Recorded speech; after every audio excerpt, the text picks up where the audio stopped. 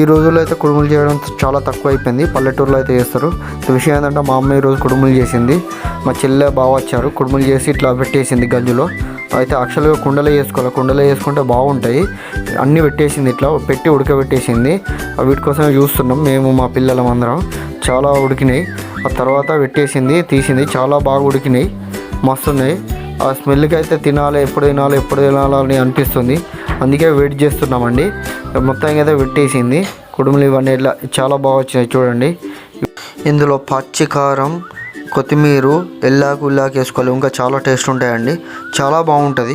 Oil పోసుకోవాలి, oil పోసుకొని తింటేనే ఇవి తిన్నట్టు.